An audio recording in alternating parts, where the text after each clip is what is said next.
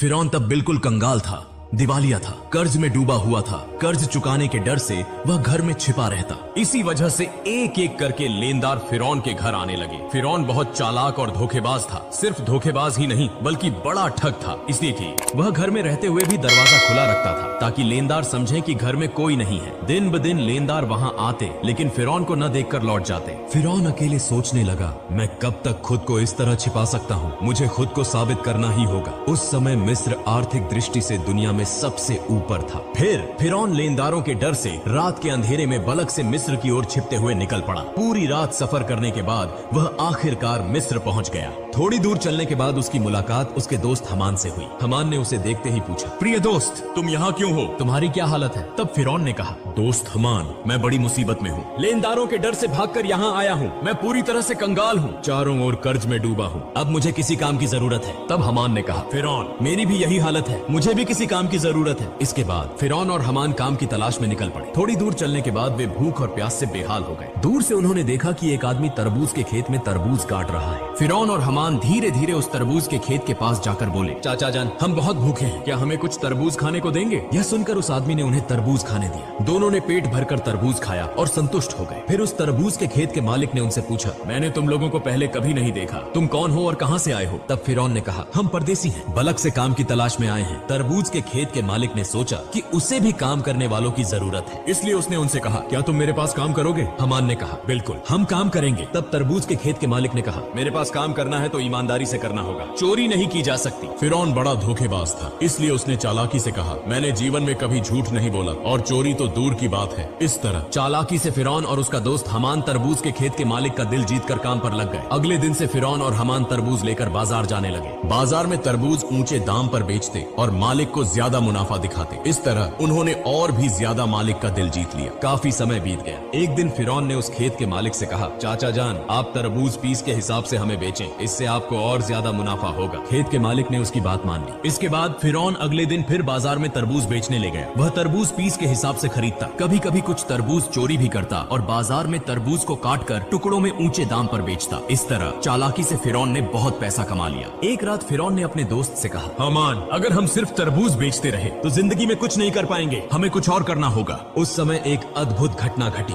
मिस्र के बादशाह ने अपनी सेना के माध्यम से देश में एक घोषणा जारी की। सैनिक विभिन्न स्थानों पर जाकर कहने लगे, यह सूचित किया जाता है कि मिस्र के कब्रिस्तान में एक चौकीदार की आवश्यकता है। यदि कोई व्यक्ति इस नौकरी को करना चाहता है तो वह तुरंत मिस्र के बादशाह के दरबार में संपर्क करे। यह कहकर सैनिक वहाँ से चले गए। इस बात को प्रत्यक्ष और परोक्ष रूप से सुनने के बाद फिरौन ने अपने दोस्त हमान से कहा, हमान, चलो हम राज दरबार में चलते हैं। हमान ने कहा, मुझे लगता है कि यह संभव नहीं होगा। तब फिरौन ने कहा, इस काम को हाथ से जाने नहीं देना चाहिए, चलो एक बार कोशिश करते हैं। इसके बाद फिरौन और हमान बिना देरी किए मिस्र के राज दरबार में पहुंचे। मिस्र के बादशाह ने उनसे पूछा, तुम लोग कौन हो और क्या चाहते हो? तब फिरौन ने हाथ जोड़कर निवेदन किया, मैं एक मुसाफिर हूँ, परदेश से आया हूँ, मैं बहुत ही जरूरतमंद हूँ। मैंने सुना है कि आप कब्रिस्तान के चौकीदार की नियुक्ति करेंगे, कृपया मुझे यह नौकरी दे दे, मैं जीवन भर आपका आभारी रहूंगा। मिस्र के बादशाह ने फिरौन को देखकर मन ही मन सोचा, उसका शरीर मजबूत है और चेहरा भी अच्छा है, लगता है वह इस काम को कर पाएगा। यह सोचकर बादशाह ने फिरौन को कब्रिस्तान के चौकीदार की नौकरी पर नियुक्त कर दिया। अगले दिन से फिरौन मिस्र के कब्रिस्तान में चौकीदारी का काम करने लगा।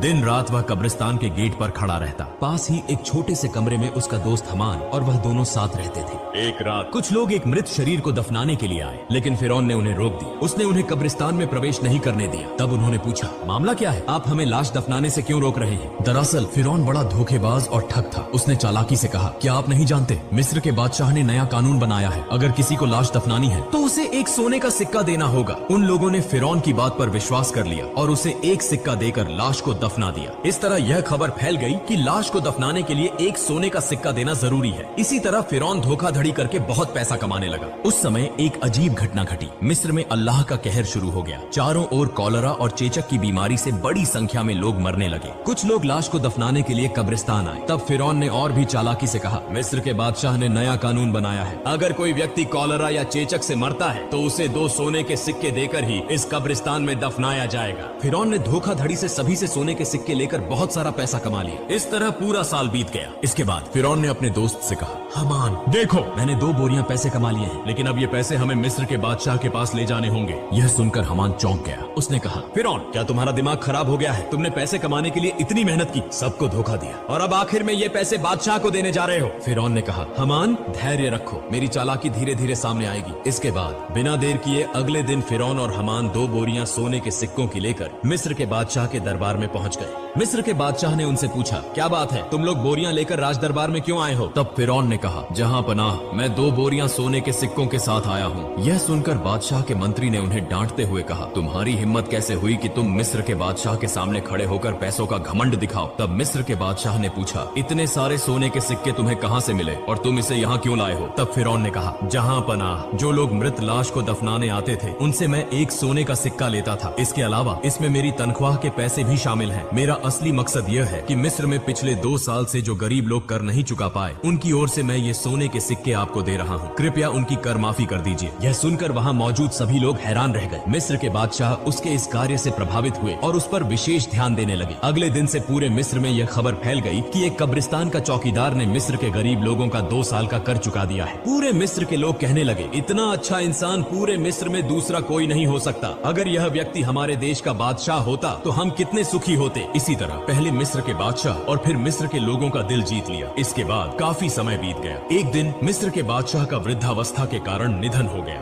इसके बाद चारों तरफ चिंता फैल गई कि दूसरा रमेसेस मिस्र का बादशाह कौन होगा। कुछ दिनों बाद राज दरबार में एक आपातकालीन बैठक बुलाई गई। वहाँ मौजूद विद्वानों में से एक ने कहा, इस तरह मिस्र के बादशाह का सिंहासन खाली नहीं रखा जा सकता। मिस्र का अगला बादशाह कौन होगा, इस पर सब चर्चा करें। तब वहाँ मौजूद एक व्यक्ति ने कहा, हुजूर, हमें लगता है कि जो लड़का कब्रिस्तान का चौकीदार है यानी फिरौन, उसकी कद काठी और स्वभाव दोनों ही उपयुक्त हैं। वह बहुत अच्छा है और जनता का भी ख्याल रखता है। हमें लगता है कि उसे ही बादशाह बनाया जाना चाहिए। तब वह विद्वान व्यक्ति बोला, ठीक है, तो ऐसा ही हो। सबकी सहमति से फिरौन मिस्र का बादशाह बन गया। जो व्यक्ति एक दिन तरबूज बेचता था, जो कभी कब्रिस्तान का चौकीदार था, आज भाग्य के पलटने से वह पूरे मिस्र का बादशाह बन गए। असल में फिरौन कितना घटिया इंसान था यह किसी को मालूम नहीं था। इधर फिरौन के मिस्र का बादशाह बनने के बाद उसने फिर से तरह तरह की चालाकी और धोखाधड़ी शुरू कर दी। उसने अपने दोस्त हमान को मंत्री बना दिया। एक दिन फिरौन राज दरबार में बैठा था। उसने अचानक घोषणा की, पिछले 1 साल में मिस्र के किसी भी व्यक्ति को कर चुकाने की जरूरत नहीं है। यह सभी कर फिरौन की ओर से माफ किए जाते हैं। यह खबर सुनकर मिस्र के गरीब लोग बहुत खुश हुए। बाद में जब वहाँ कोई और नहीं था तो हमान ने कहा, दोस्त फिरौन, अगर तुम इस तरह सारा कर माफ कर दोगे तो बादशाहत कैसे चलेगी? फिरौन ने कहा, हमान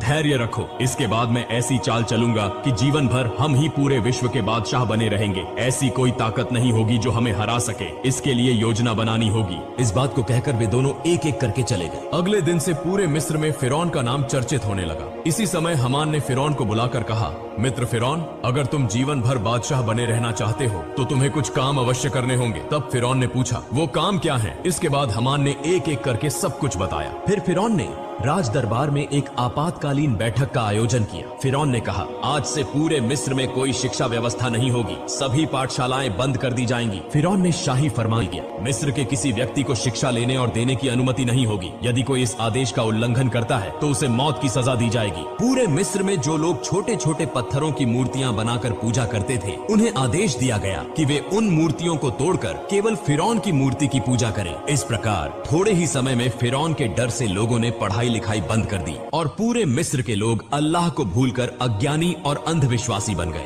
लोग पूरी तरह से जानवरों की तरह व्यवहार करने लगे। इसके बाद फिरौन अत्यधिक घमंडी हो गया। वह खुद को इतना बड़ा मानने लगा कि अहंकार से भरकर खुद को खुदा घोषित कर दिया। दिन ब दिन जनता पर कर की मात्रा बढ़ा दी। अन्याय और अत्याचार बढ़ने लगे। फिरौन ने पूरे मिस्र पर अकेले शासन करना शुरू कर दिया। ब्याज, रिश्वत, व्यभिचार और अनैतिकता की घटनाएं बढ़ने लगी। संक्षेप में फिरौन बनी इसराइल के लोगों को अपमानित और अत्याचार करने लगा। सिर्फ आसिया को छोड़कर कोई भी फिरौन के अपमान और अत्याचार से बच नहीं पाता था, क्योंकि आसिया उस समय की सबसे सुंदर, गुणवान और धार्मिक महिला थी। इसीलिए कई साल बाद फिरौन ने आसिया को अपनी बीवी के रूप में स्वीकार किया। एक दिन आसिया अपने कक्ष में बैठी हुई थी। वह मन ही मन सोच रही थी, जिस तरह मेरे शौहर फिरौन देश की जनता पर अन्याय कर रहे हैं और खुद को खुदा कह रहे हैं, इससे वे न केवल अल्लाह के गुस्से के शिकार होंगे बल्कि पूरे देश को भी बर्बाद कर देंगे। उसी समय फिरौन उस कक्ष में प्रवेश करते हुए बोला, आसिया, तुम इतनी चिंतित क्यों दिख रही हो? तब आसिया ने कहा, प्रिय शौहर, आप यह तो जानते ही हैं कि यह धरती, चांद, सूरज, आसमान और जमीन सब कुछ महान अल्लाह ताला ने बनाया है। इसलिए चाहे इंसान कितनी भी शक्ति प्राप्त कर ले, वह एक छोटा सा कीट भी नहीं बना सकता। इंसान नश्वर है, एक दिन सबको इस दुनिया को छोड़कर जाना होगा। इसलिए आप खुद को खुदा कहना बंद करें और अल्लाह के रास्ते पर वापस लौट आएं। यह सुनते ही फिरौन बहुत गुस्से में आ गया और आसिया को डांटते हुए बोला, आसिया, अगर यह बात कोई और कहता तो मैं उसे मार डालता। जिस तरह सबने मुझे खुदा मान लिया है, तुम्हें भी मुझे खुदा मानना होगा, वरना तुम्हारा हाल भी उन्हीं की तरह होगा। यह कहकर फिरौन वहाँ से चला गया। उधर आसिया बहुत चिंतित हो गई। उनके पास कुछ भी करने का विकल्प नहीं था। उनकी आंखों से आंसू बहने लगे। इस तरह कई दिन बीत गए। फिर एक दिन फिरौन अपने कक्ष में आराम कर रहा था। आधी रात में उसने सपना देखा कि बनी इसराइल की दिशा से एक विशाल आग का गोला आ रहा है, जो पूरे मिस्र को जलाकर राख कर रहा है। लेकिन बनी इसराइल के लोगों को कुछ भी नहीं हो रहा। यह स्वप्न देखकर फिरौन तुरंत जाग गया। फिरौन ने देर न करते हुए अगले दिन देश के विभिन्न हिस्सों से बड़े बड़े ज्योतिषियों को राज दरबार में बुलाया और अपने स्वप्न के बारे में बताया। फिरौन के इस स्वप्न का ताबीर करते हुए ज्योतिषियों में से एक ने कहा, जहां पना, आप नाराज न हो, भविष्य में हम आपकी मृत्यु देखते हैं। आप बहुत अधिक समय तक मिस्र के बादशाह नहीं रह पाएंगे। आपकी शक्ति पूरी तरह नष्ट हो जाएगी। यह सुनकर फिरौन बहुत गुस्से में आ गया और ज्योतिषी को डांटते हुए बोला, क्या कह रहे हो? मुझे शक्ति से बेदखल करने वाली कोई ताकत है क्या? तब ज्योतिषी ने कहा, बनी इसराइल में से एक लड़का जिसका नाम मूसा है, आपकी शक्ति समाप्त कर देगा। यह कहकर वे वहाँ से चले गए। कुछ दिन बाद फिरौन ने हमान से कहा, मिस्र के हर घर में यदि कोई लड़का बच्चा हो तो तुम अपनी सेना लेकर उसे मार डालो। फिरौन के आदेश पर हमान अपनी सेना के साथ मिस्र के हर घर में घुसकर बेटों को मारने लगा। तफसीरकारों के अनुसार इस तरह लगभग 80,000 बेटों की हत्या करने के बाद फिरौन ने फिर से मिस्र के सबसे बड़े ज्योतिषियों को गणना करने के लिए बुलाया। फिर ज्योतिषियों ने कहा, जहां पना, हम गणना करके देख रहे हैं, आपके द्वारा मारे गए लड़कों में मूसा नामक लड़का नहीं है। फिरौन ने कहा, अच्छे से गणना करो। इस बार ज्योतिषियों ने कहा, जहां पना, हम गणना करके देख रहे हैं, चाहे आप उसे मारने की कितनी भी कोशिश करें, आप उसे मार नहीं सकते। मूसा नामक यह लड़का आपकी शक्ति को नष्ट कर देगा और वह लड़का अब बच्चा है। यह सुनते ही फिरौन और गुस्से में आ गया और तुरंत आदेश दिया, तुम लोग हर घर में जाकर तलाशी लो, जहां भी मूसा होगा उसे मार डालो। यह खबर पूरे मिस्र में फैल गई। तब हजरत मूसा अलैहिस्सलाम की माँ बहुत चिंतित हो गई। वह सोचने लगी, अपने बच्चे मूसा को कैसे बचाया जाए। ठीक उसी समय उनकी बेटी मरियम नदी के किनारे बकरियां चरा रही थी। उसने देखा कि हमान और फिरौन की बहुत सी सेना उनके घर की ओर आ रही है। यह देखकर मरियम बहुत जल्दी अपने घर लौट आई और कहा, अम्मा जान, फिरौन की सेना हमारे घर की ओर आ रही है, मेरे भाई मूसा को तुम बचाओ। यह सुनकर हजरत मूसा अलैहिस्सलाम की माँ पूरी तरह चौंक गई। वह बिल्कुल भी नहीं समझ पा रही थी कि अब क्या किया जाए। इतने में फिरौन की सेना ने उनके घर को घेर लिया। ऐसे समय में अल्लाह रब्बुल आलमीन ने गैबी आवाज से कहा, हे मूसा की माँ, तुम देर न करो, अपने बेटे मूसा को जलते हुए चूल्हे में रखकर चली आओ। हजरत मूसा अलैहिस्सलाम की माँ ने देर न करते हुए अपने बच्चे मूसा को जलते हुए चूल्हे में रख दिया और तभी अचानक फिरौन की सेना घर में घुस आई। वे बोले, हमें खबर मिली है कि तुम्हारे घर में मूसा नामक बेटा है, जल्दी से उसे हमारे हवाले कर दो। तब हजरत मूसा की माँ ने कहा, देखो, यह तो मेरी बेटी है, यदि मेरे घर में मूसा है तो तुम लोग उसे ढूंढ कर देखो। फिर उसके बाद फिरौन की सेना घर के इधर उधर हर जगह तलाशी लेने लगी, लेकिन कहीं भी कुछ नहीं मिला। आखिरकार वे सभी वहां से चले गए। फिर हजरत मूसा अलैहिस्सलाम की माँ रोते रोते उस जलते हुए चूल्हे के पास गईं और देखा कि हजरत मूसा अलैहिस्सलाम जीवित हैं और उसी जलते हुए आग में खेल रहे हैं। अल्लाह की कृपा से हजरत मूसा अलैहिस्सलाम का एक बाल भी आग में नहीं जल गया। तब हजरत मूसा अलैहिस्सलाम की माँ ने अल्लाह का शुक्र अदा किया और कहा, हे अल्लाह, तुम सभी शक्तियों के मालिक हो, तुम्हारी सारी प्रशंसा है। अल्लाह, तुमने मेरे बेटे मूसा को बचाया। इसके बाद हजरत मूसा अलैहिस्सलाम की माँ ने उसी रात एक सपना देखा। अल्लाह रब्बुल आलमीन कह रहे थे, तुम एक लकड़ी का संदूक तैयार करो और हजरत मूसा अलैहिस्सलाम को उस संदूक में रखकर नील नदी में बहा दो। इस बीच अल्लाह रब्बुल आलमीन ने हजरत जिब्राइल अलैहिस्सलाम को बुलाया और कहा, हे जिब्राइल, तुम जाओ और मूसा अलैहिस्सलाम की माँ की मदद करो। यह आदेश पाकर हजरत जिब्राइल अलैहिस्सलाम अलैहिस्सलाम मूसा नबी के घर की ओर चल पड़े। सुबह हजरत मूसा अलैहिस्सलाम की माँ अपने घर के सामने बहुत चिंता में बैठी हुई थी। उसी समय देखा कि एक दरवेश उनके घर आया। फिर मूसा नबी की माँ ने कहा, आप कौन हैं? मुझे तो आप पहचान में नहीं आ रहे। तब वह व्यक्ति अपना परिचय छुपाते हुए बोला, मैं एक बढ़ई हूँ, क्या आपको कोई लकड़ी का सामान बनवाना है? तत्क्षण मूसा नबी की माँ बोली, बिल्कुल, मुझे एक लकड़ी का संदूक बनवाना है। और इस तरह अल्लाह ताला ने उस दिन जिब्राइल अलैहिस्सलाम के माध्यम से मूसा अलैहिस्सलाम की माँ को संदूक बनाने में मदद की। फिर मूसा अलैहिस्सलाम को नील नदी में बहा दिया। अल्लाह की क्या कुदरत! नील नदी का प्रभाव जिस दिशा में बहता है, हजरत मूसा अलैहिस्सलाम का लकड़ी का संदूक उसके विपरीत दिशा में बहता रहा। इस तरह बहते बहते हजरत मूसा अलैहिस्सलाम का लकड़ी का संदूक फिरौन के राज दरबार के पास पहुंच गया। वहां फिरौन और उसकी पत्नी माँ आसिया और अन्य दासियां मौजूद थी। जैसे ही उन्होंने संदूक देखा, माँ आसिया तुरंत आगे बढ़ी। माँ आसिया ने संदूक खोला और देखा कि उसमें एक सुंदर बच्चा पड़ा है। उसके मस्तक पर जैसे नूर का उजाला चमक रहा हो। इतना सुंदर बच्चा उन्होंने कभी नहीं देखा था। इसलिए बिना देर किए माँ आसिया ने मूसा अलैहिस्सलाम को अपनी गोदी में उठा लिया और फिरौन के पास जाकर बोली, देखिए कितना सुंदर बच्चा, इस बच्चे को मैं पालूंगी। यह सुनकर फिरौन ने कहा, नहीं, यह बच्चा शायद हमारा दुश्मन होगा। यह जरूर बनी इसराइल में से कोई बच्चा होगा, इसे मैं मार डालूंगा। तब माँ आसिया ने कहा, क्या कह रहे हैं? अगर यह बनी इसराइल का कोई बच्चा होता तो यह नदी के बहाव में उलटी दिशा में कैसे आया? इसे तो उस दिशा में जाना चाहिए था। यह तर्क सुनकर फिरौन ने कुछ नहीं कहा, बस इतना कहा, ठीक है, तुम इस बच्चे को पाल सकती हो। फिर माँ आसिया हजरत मूसा अलैहिस्सलाम को लेकर राज दरबार में प्रवेश कर गई। जब फिरौन ने मूसा अलैहिस्सलाम को अपनी गोदी में उठाया और उसे अपने बेटे की तरह प्यार करने के लिए, चूमने के लिए आगे बढ़े, उसी समय हजरत जिब्राइल अलैहिस्सलाम ने अल्लाह के आदेश पर उस छोटे से बच्चे के हाथ से इतनी जोर से फिरौन को थप्पड़ मारा कि राज दरबार कांप उठा। ऐसा लगा जैसे भूकंप शुरू हो गया हो। तब फिरौन के मन में संदेह उत्पन्न हुआ। वह मन ही मन सोचने लगे, यह बच्चा निश्चित रूप से सामान्य बच्चा नहीं है, इसे परखना होगा। फिर फिरौन ने एक व्यक्ति से कहा, जाओ थोड़ा सा सोना लाओ और उसके साथ आग भी ले आओ, इस बच्चे को परखते हैं। यह सुनकर वहां उपस्थित सभी लोग हैरान रह गए। जब वह व्यक्ति सोना और आग लेकर आया, उसी समय अल्लाह रब्बुल आलमीन ने हजरत जिब्राइल अलैहिस्सलाम के माध्यम से हजरत मूसा अलैहिस्सलाम का हाथ आग की ओर घुमा दिया और हजरत मूसा अलैहिस्सलाम चीखते हुए रोने लगे। तब माँ आसिया बोली, आप जैसे कठोर हृदय और निर्दयी इस दुनिया में और कोई नहीं होगा। इस छोटे से बच्चे को क्या आग और सोने का कोई अंतर पता है? इसके बाद फिरौन के मन का संदेह दूर हो गया और इस प्रकार हजरत मूसा